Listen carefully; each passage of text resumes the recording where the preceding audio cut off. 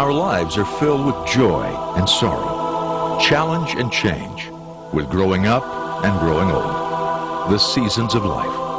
But through it all, the central question on the minds of most people is, does it end here? Is this the inevitable conclusion to life's journey? Or is there something beyond this life, a spiritual realm, that place the Bible describes as heaven, where we'll continue to live forever?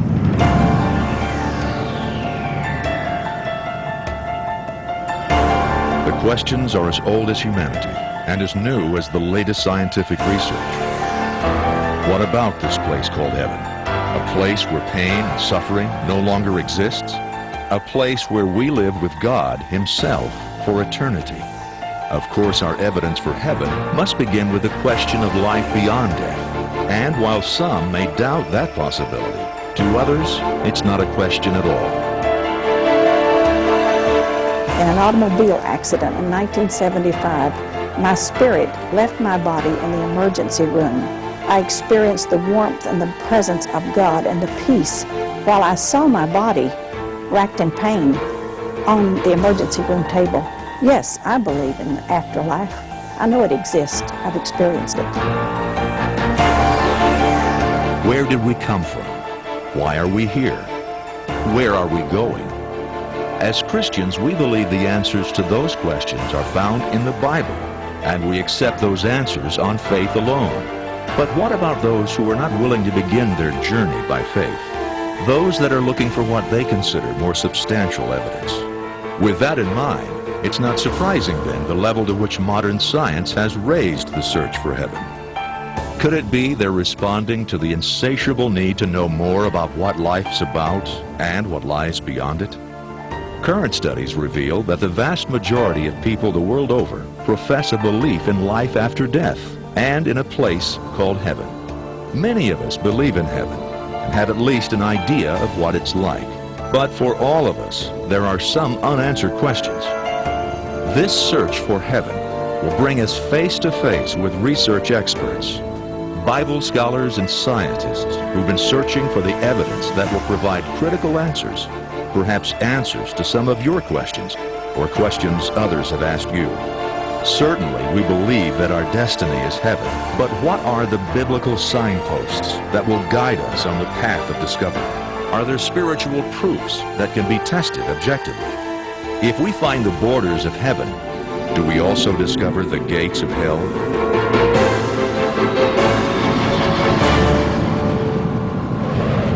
Your host for this special presentation is Jerry Rose, the president of a national cable and television broadcast group and the host of a daily television show.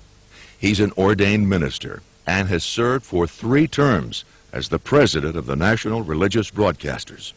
And now, here's Jerry Rose. In the beginning, God created the heavens and the earth. These first words of the Bible establish God as the eternal creator of all things, including heaven and earth. And from that beginning, right through to the book of Revelation, there are many references to heaven. Deuteronomy tells us heaven, even the highest heaven, belongs to God. And it was from heaven that God's voice was heard at the baptism of Jesus. Elijah went up in a whirlwind to heaven. And Isaiah implores us, lift your eyes and look to the heavens. Paul tells us he was caught up to heaven, and the book of Revelation promises there will be a new heaven and a new earth, and the dwelling of God will be with men. These and dozens of other scriptural references give us assurances that heaven is a real place. The book of Hebrews, chapter 8 and 9 teach that heaven is more real than earth itself. And it is important that we understand the realness of heaven and set our eyes on a real place where we are really going to spend eternity. Heaven is a spiritual realm, and its existence requires faith. We're told in the Bible that without faith we cannot please God, because we must come to Him by faith. Could it be that finally, after 6,000 years, evidence is emerging that could prove that heaven exists? Mighty cathedrals with lofty spires and humble village chapels have all been built with the hope of heaven as part of the architect's plan. But from the most humble bricklayer to the most powerful king, this magnificent outpouring has its foundation in faith. Could it be that we're at the very beginning of a whole new era of knowledge and understanding? Is evidence now emerging compelling enough to convince the skeptics, even scientists? With recent advances in medical technique, more and more people are coming back from the edge of death. These medical miracles have given rise to a new phenomenon known as the near-death experience. People who apparently slip from the doctor's grasp but come back to life, so to speak, and bring with them remarkably vivid and unexplainable visions. Visions that appear to be associated with all of the beliefs we normally associate with heaven. Dr. Kenneth Ring, Professor Emeritus of Psychology at the University of Connecticut, has worked with a number of these people. In many near-death experiences, people talk about a feeling of tremendous peace and well-being. They often say that they find themselves out of their physical body and are able to see it as though a spectator to it from an elevated position. Many people describe traveling through a dark space, sometimes talked about like a tunnel, and then they find themselves in the presence of a beautiful radiating light of astonishing beauty, and where a feeling of love and great tenderness comes in. Some of these people also talk about having a life review in which they see virtually everything that's happened in their life. And then they may make a decision to go back to their body, or they may be told that they have to go back, that their work here isn't finished. Those are some of the typical features of a near-death experience. But there are other aspects of the near-death experience that appear to go beyond the memory of the event and actually center on the immediate things going on around them. In many of these instances, the evidence is very compelling. Let's begin with a recent event that took place at the Hartford Hospital. What do you got? Cardiac arrest. Unknown.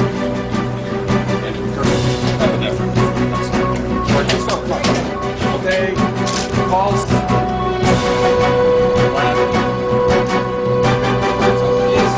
Start seeing arm. Ready for birth. Clear.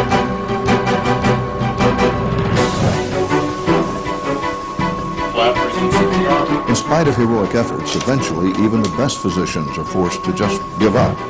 But in this particular instance, the patient apparently didn't. According to all medical and physical science, what happened in this particular emergency room was, well, impossible.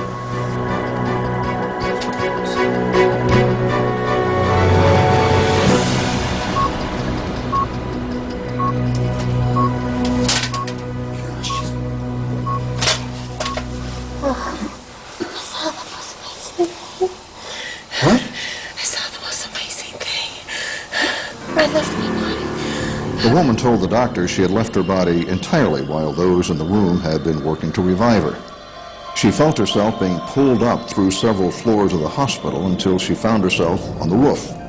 She was enjoying the view of the skyline when she noticed something red out of the corner of her eye. It was, she said, a shoe. Obviously, everyone was extremely skeptical. After all, hadn't she been completely comatose? But when Dr. Raymond Moody, author of Life After Life, heard about it, he was more inclined to accept the woman's story. Dr. Moody has researched hundreds of these kinds of events. The near-death experience is a powerful statement of the reality of the afterlife. As resuscitation techniques improve, more and more people are having profoundly meaningful experiences when they return from the verge of death. They tell us that they find themselves out of their bodies and yet still functioning and alive. As a medical doctor, I began my clinical investigations of these experiences somewhat dubious, and then quickly realized that we can only ignore the evidence for so long. Inevitably, one of those present insisted on proving the woman's story. It seemed simple enough, just have someone go to the roof and check. Eventually, the reality of what's happening begins to set in, and you become aware that the only way of accounting for the decisive commonalities in these experiences is to assume their validity.